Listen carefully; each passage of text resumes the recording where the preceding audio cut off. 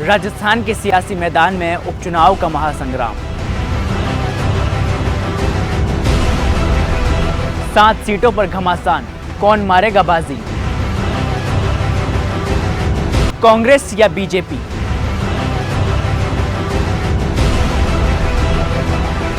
राजस्थान में सियासी पारा अपने चरम पर है, क्योंकि राजस्थान में 13 नवंबर को 7 विधानसभा सीटों का उपचुनाव होना है, जिसको लेकर राजस्थान में घमासान छिड़ा हुआ है। और 23 नवंबर को ये पता चलेगा कि राजस्थान में इन तमाम 7 सीटों पर कमल खिलेगा या कांग्रेस का हाथ मजबूत होगा।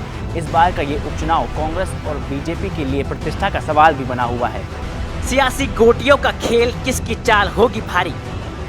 बीजेपी की कोर कमेटी ने उम्मीदवारों के 3 पैनलों का नाम दिल्ली के शीर्ष नेतृत्व को सौंप दिया है और अब बस मोदी शाह की मोहर लगना बाकी है। दूसरी ओर कांग्रेस भी फीडबैक मिशन पर जुटी है।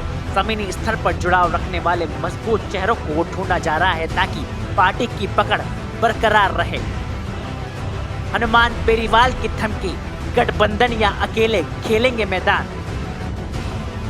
सियासत के इस रण में हनुमान बेनीवाल की पार्टी आरएलपी भी बड़े खेल की तैयारी में है। बेनीवाल ने इंडिया गठबंधन पर तलवार लटका दी है। अगर कांग्रेस हमें 2 सीट नहीं देती है तो गठबंधन नहीं होगा। बेनीवाल ने साफ कहा कि खींवसर की जनता ही अपना उम्मीदवार तय करती है और हम यहाँ किसी भी समझौते के मोहताज नहीं। बीएपी भी मैदान में, राजकुमार रौत का बड़ा ऐलान।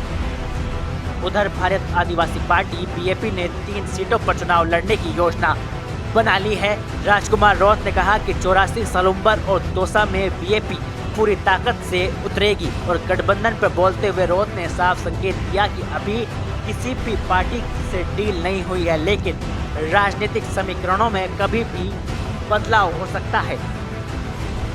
किसने छोड़ी सीटें, कहां छिड़ेगा महासंग्राम?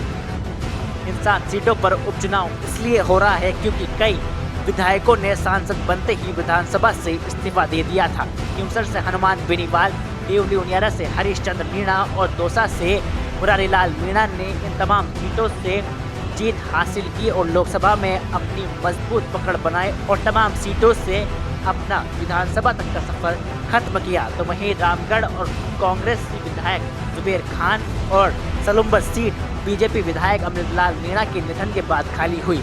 इन सीटों पर होने वाले उपचुनाव की जंग राज्य की सियासी दिशा और दशा तय करेगी। क्या बीजेपी का होगा सूफड़ा साफ या कांग्रेस फिर मारेगी बाजी? अब ये सवाल है कि क्या बीजेपी इन 7 सीटों पर परचम लहराएगी या फिर कांग्रेस की रणनीति काम आएगी? हनुमान बेनीवाल की धमकी और राजकुमार रौत के दांव ने मुकाबले को और भी दिलचस्प बना दिया है। क्या कांग्रेस और बेनीवाल के बीच होगा समझौता या फिर मैदान में होगी आर पार की लड़ाई? राजधानी जयपुर से राहुल जांगिड़ के साथ फैक्ट इंडिया ब्यूरो।